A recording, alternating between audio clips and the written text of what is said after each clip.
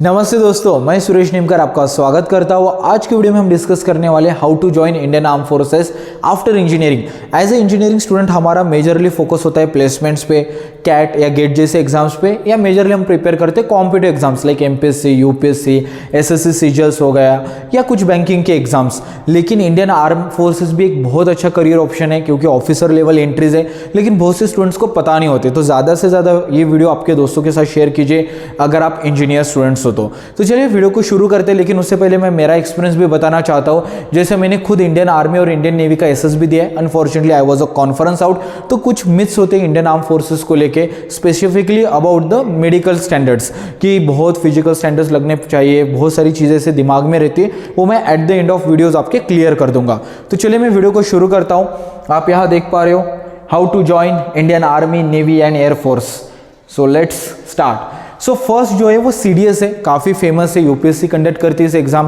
अगर हम एलिजिबिलिटी के बारे में बात करेंगे तो आप एनी ग्रेजुएट भी हो तो एलिजिबल हो।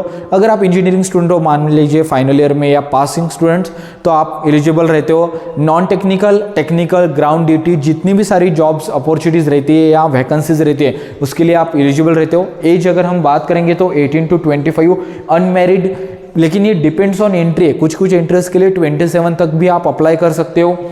If I talk about height and weight, तो देखो दोस्तों, जो वेट होता है ना, अगर आप अंडर वेट हो या ओवर वेट हो तो आपको टीआर दिया जाता है, मीन्स टेम्पररी रिजेक्शंस होते हैं, जिसमें आप 45 डेज का टाइम देके आप वेट गेन कर सकते हो, लूज कर सकते हो। अगर मैं हाइट के बारे में बात करूंगा तो मेल के लिए 157.5 सेंटीमीटर और फीमेल के लिए अराउंड 152 सेंटीमीटर तक हाइट चाहिए। If I talk about notification, तो मुझे इंडियन आर्मी का या इंडियन आर्म फोर्सेस का सबसे सही क्या लगता है, नोटिफिकेशन साल में 2 बार आता है, तो आपको फेयर चांस मिलते हैं अगर आप इन एग्जाम्स को टारगेट करते हो तो यूजुअली ना दिसंबर एंड मई में इसका नोटिफिकेशन आता है। तो चलिए अभी बात करते हैं हम सिलेक्शन प्रोसेस के बारे में। तो देखो दोस्तों, सीडीएस एक काफ़ी बड़ी एग्जाम है, यूपीएससी कंडक्ट करते हैं, तो पहले आपको रिटर्न एग्जाम देनी पड़ती है। रिटर्न एग्जाम अगर आप क्वालिफाई करते हो तो आपको एसएसबी का इंटरव्यू कॉल लेटर आता है। एसएसबी रहता है जो कि 5 दिन का पूरा इंटरव्यू प्रोसेस है, फेज़ 1, फेज़ 2। अगर आपको उस पर वीडियो अगर चाहिए होगा तो आप कमेंट बॉक्स में मुझे बता सकते हो। एसएसबी में अगर आप रिकमेंड हुए तो फिर आपको मेडिकल के लिए भेजा जाता है, और मेडिकल क्वालिफाई होने के बाद मेरिट के बेसिस पे आपको ज्वाइनिंग लेटर आता है। तो ये हो गया selection process. If I talk about exam pattern, तो देखो दोस्तों, इसमें 3 सेक्शंस होते हैं। एक होता है इंग्लिश, सेकंड होता है जनरल नॉलेज, एंड थर्ड होता है एलिमेंट्री मैथमेटिक्स। अगर आप आईएमए, आईएनए और एएफए के लिए अगर टारगेट करते हो तो ये 3 सेक्शंस रहेंगे, ठीक है।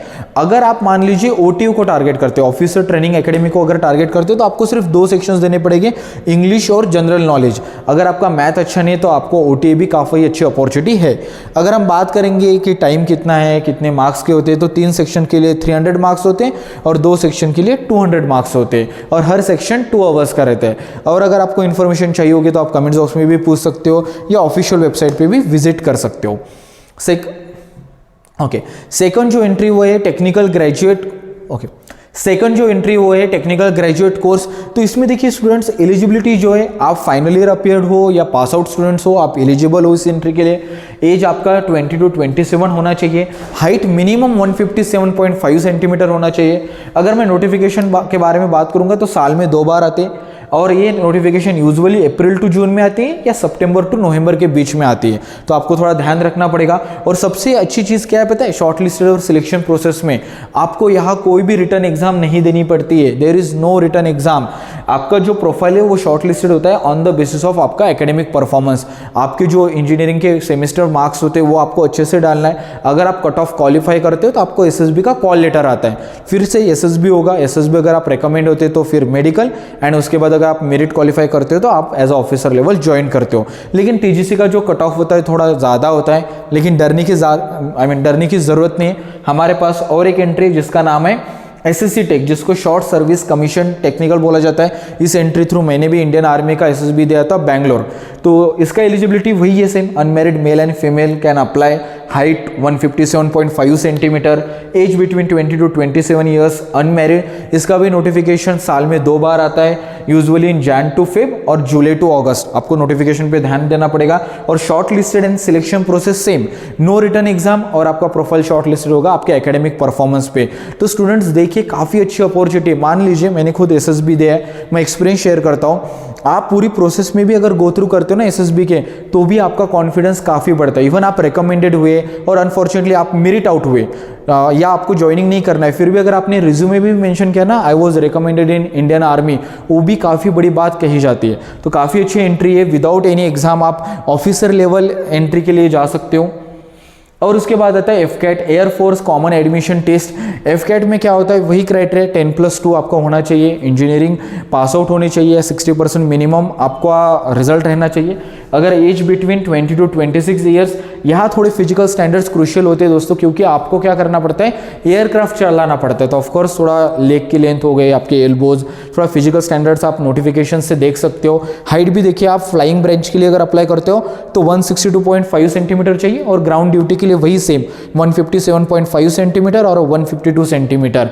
अगर आप बोलोगे कि सर इसमें तो एग्जाम है, अब ये तो उससे अच्छा तो मैं SSC टेक और TGC के लिए टारगेट करता हूँ, नहीं दोस्तों। FCAT का अगर आप डिफ़िकल्टी लेवल देखोगे ना, काफ़ी इजी एग्जाम है, बहुत डिफ़िकल्टी लेवल नहीं है। यहाँ अगर आप सब्जेक्ट भी देखो, general awareness, English, numerical ability, reasoning, aptitude test है, काफ़ी सिंपल एग्जाम्स होता है। एग्जाम ड्यूरेशन अराउंड 2 आवर्स का है, नंबर ऑफ क्वेश्चन 100 है, मीन्स हर क्वेश्चन 3 मार्क्स का रहता है अराउंड, तो 300 मार्क की एग्जाम रहेगी। बहुत टफ नहीं, अगर आप ऑन एन एवरेज भी यूट्यूब से पढ़ाई करते हो, कुछ स्टैंडर्ड बुक्स या स्टडी मटेरियल फॉलो करते हो, तो ईजिली आप क्रैक कर सकते हो। सिलेक्शन प्रोसेस क्या रहेगा, आपको रिटन एग्जाम क्वालिफाई करनी पड़ेगी, देन इंटरव्यू रहेगा, SSB एंड फिर मेडिकल एग्जाम रहेगी। तो एज कम्पेयर टू अगर मैं CDS को यहाँ देखूंगा तो FCAT की डिफिकल्टी लेवल यहाँ है, बहुत ज़्यादा डिफिकल्ट एग्जाम नहीं है। तो आप अप्लाई कीजिए, इसका भी नोटिफिकेशन साल में 2 बार आता है। फिर है national cadet crops special entry. तो देखिए, आप इंजीनियर हो या नॉन इंजीनियरिंग स्टूडेंट हो तो NCC एंट्री थ्रू आप जा सकते हो। आप बोलोगे सर मैं तो इंजीनियर हूँ, मैंने तो 10वीं तक किया था NCC, लेकिन ऐसे भी कुछ स्टूडेंट्स हैं जो NCC ग्रेजुएशन में भी करते हैं। मेरा दोस्त है इंजीनियर है, मनीष वर्मा करके, उसने इंजीनियरिंग किया है, उसके पास C सर्टिफिकेट था। अगर आपके पास C सर्टिफिकेट है और मिनिमम अगर आपको BB ग्रेड मिला है, फिर भी आप इस एंट्री के लिए एलिजिबल हो, और जो एज है अराउंड 19 to 25 ईयर्स है।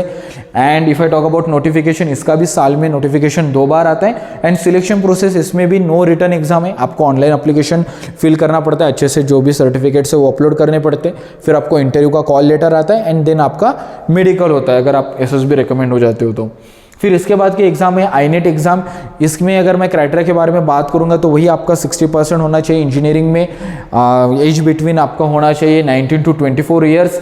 नोटिफिकेशन इसका भी साल में 2 बार आता है। इसका सिलेक्शन प्रोसेस भी सेम टू FCAT एग्जाम है, आपकी एग्जाम होगी।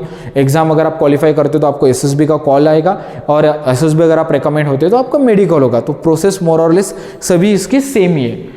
तो आई होप दोस्तों आपको इससे समझ में आया होगा कि काफ़ी अच्छी एंट्रीज हैं। तो एक हो गया CDS, then TGC, then SSC tech, then FCAT, NCC and one more is INET। तो काफ़ी अच्छी एंट्रीज है। इसमें से TGC और SSC टेक तो आप मिस ही मत कीजिए, क्योंकि उसमें कोई भी रिटर्न एग्जाम नहीं है, डायरेक्टली आप जा सकते हो। और अगर आपके पास NCC सर्टिफिकेट है तो वो भी एंट्री आप मिस मत कीजिए। सिर्फ आपको मेहनत क्या करनी है, नोटिफिकेशन पे ध्यान रखना है, अच्छे से फॉर्म फिल करना है और फॉलोअप लेते रहना है, मीन्स आपको मेल आया कि वो चेक करते रहना है।